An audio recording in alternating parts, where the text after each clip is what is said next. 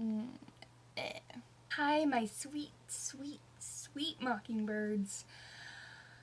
I did this video yesterday, and I think my phone didn't have enough memory, so therefore it doesn't exist anymore. So I'm re-recording. I hope this one's better.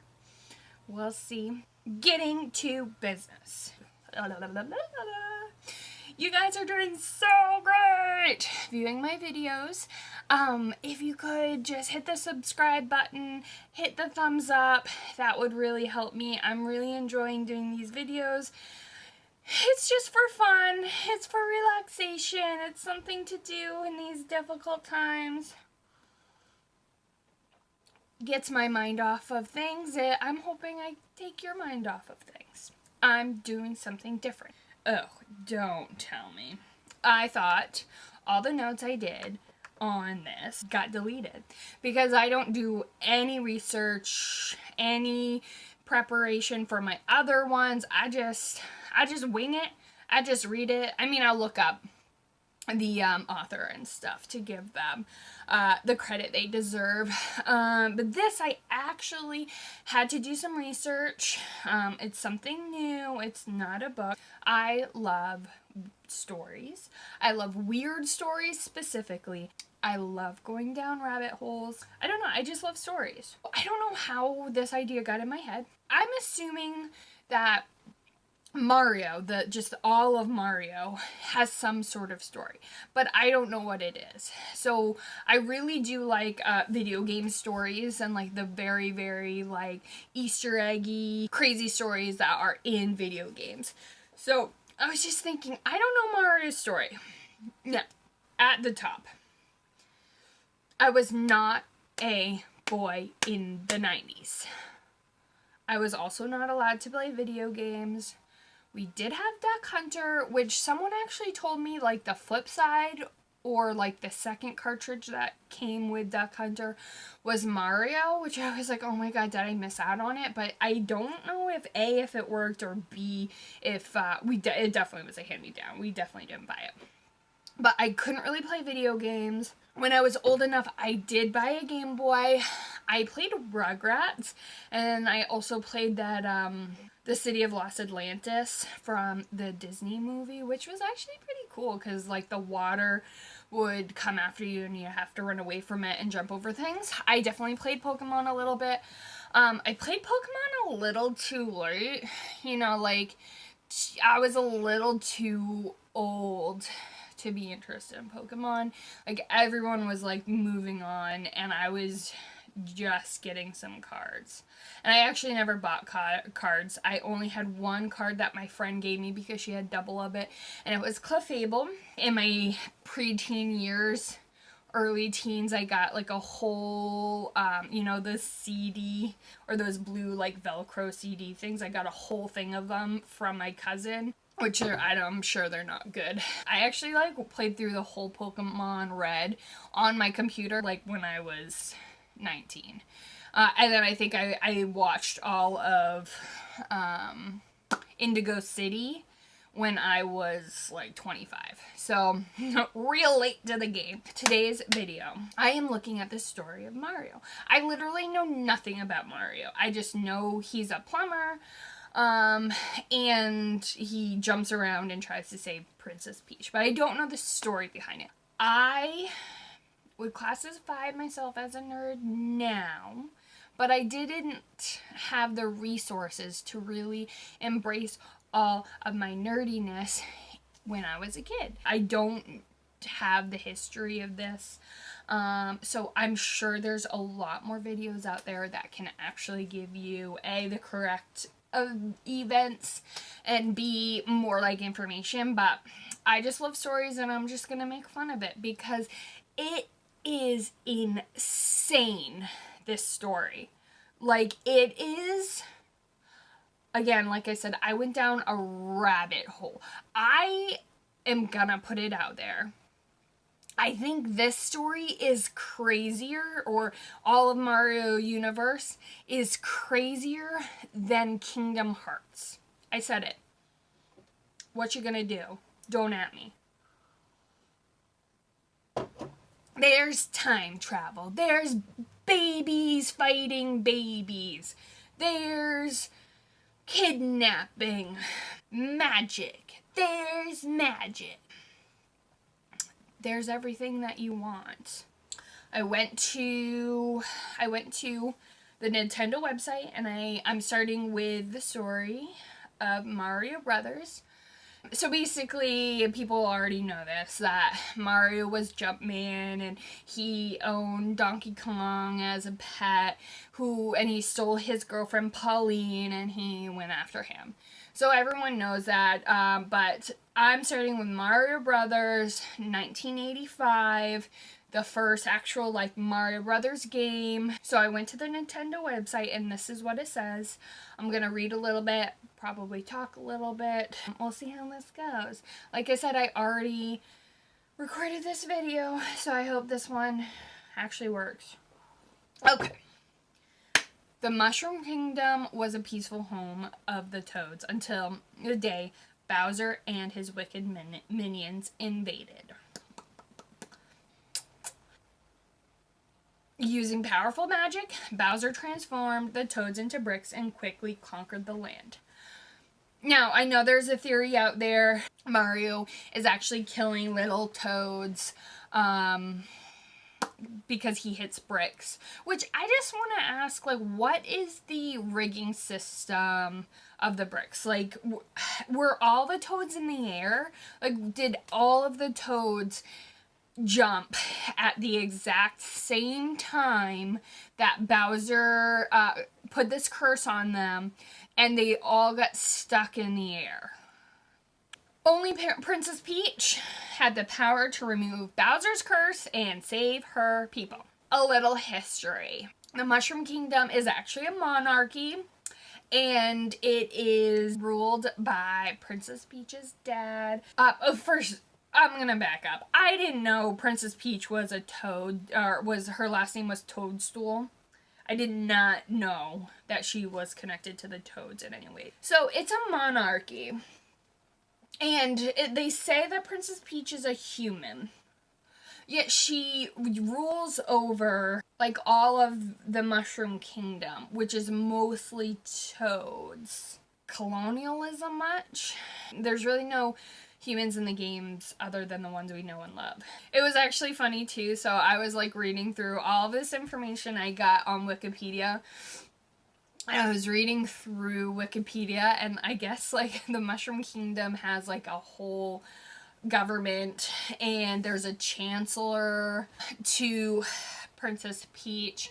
I thought it was kind of funny because I clicked on the hyperlink to the chancellor, and I was expecting to go to a character, and it just, the hyperlink went straight to the actual meaning for what a chancellor is, and I just thought that was funny that someone took the time to hyperlink us to that. Oh, and also the Toads, all the Toads are, servants, basically. They all love Princess Peach, which, okay, but I don't see what their loyalty is to her. They all serve her, and they, when she got kidnapped, they were, keeping her company. Especially Toad, which we'll see in later episodes. But his name's Toad, and he is a toad. And I think someone mentioned that his last name's Toad. So just like Mario, he's Toad, who's a toad. But yeah, Bowser can do black magic, which I want that backstory. How is he able to do black magic? Who did he sell his soul to be able to do this, and why? So there's nothing about the history between Bowser. I mean, yes, Bowser wanted to marry Princess Peach, and she didn't want to, and for good reason. He cursed everyone in her kingdom. Okay, that's a pretty standard storyline. And then also, the Goombas lived in peace with the Toads for years, and then all of a sudden they decided to side with Bowser, which I'm gonna get to in a minute. But he kidnapped Princess Peach because she is the only one who can lift the curse, which she doesn't lift the curse after she's saved.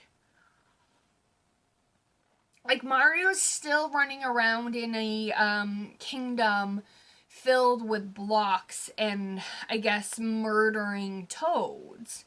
So she doesn't save her people. At the end, she should have been like,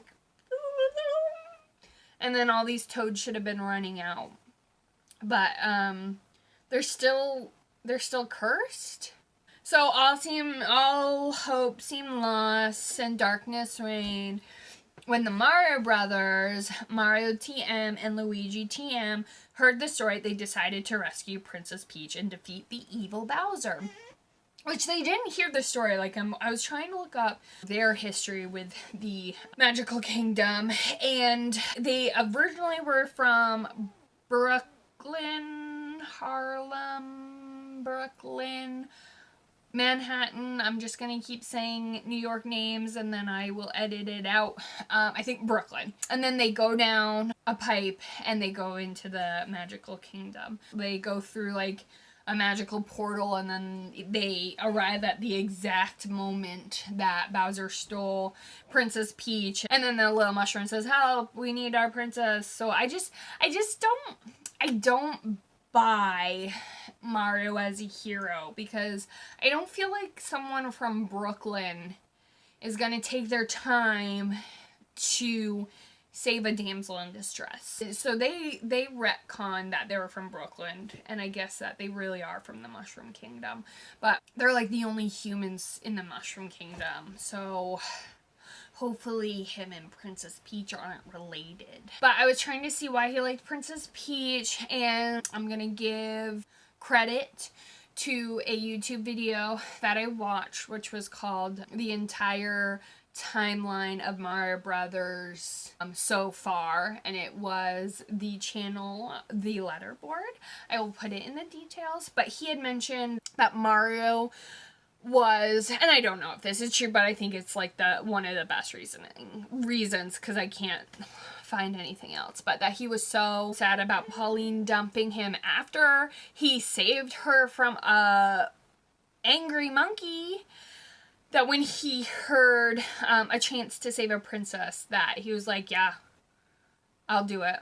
I'm not getting girlfriends any other way. So my thing is I was reading. Okay, I'm not saying Bowser is not a good guy, because he does kidnap Princess Peach against her will, and he's done really crappy things. But I'm gonna point out, I think that Bowser might be a better monarchy. So the Koopas and the Goombas actually follow him, and they follow him out of respect and not fear, which is really cool. And he also treats them, he's kind of fatherly to them.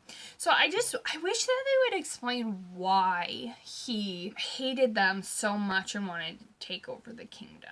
That's basically the story.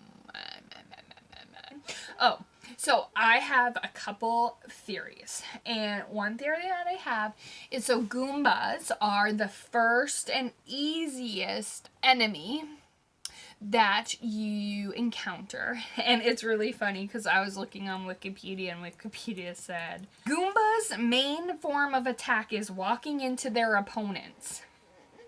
Rarely a Goomba walks off a ledge and falls on an enemy. That's a real cool attack. The Goombas and the Toads used to live together in harmony, and all of a sudden Bowser comes along and they betray their friends.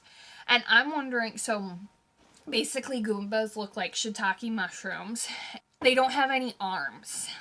And I think that the fact that they don't have arms really limited their ability to climb the social economical class in the Mushroom Kingdom. And therefore they were oppressed. They were oppressed. And they rebelled. It was like the French Revolution in the Mushroom Kingdom. My second theory. So Princess Peach, it's known that she has a grandmother who is human, and she also has a grandmother who is Toad. So she is part Toad. So I guess that explains a little bit why she is the princess. Well, it doesn't explain anything, but at least she's part Toad. At least there's some representation for the Toad race, because there should be no taxation without representation. But my theory is that Mario is actually part Toad as well.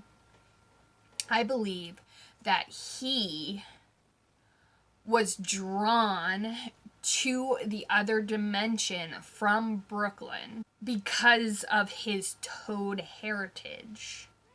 And he was drawn to save that kingdom.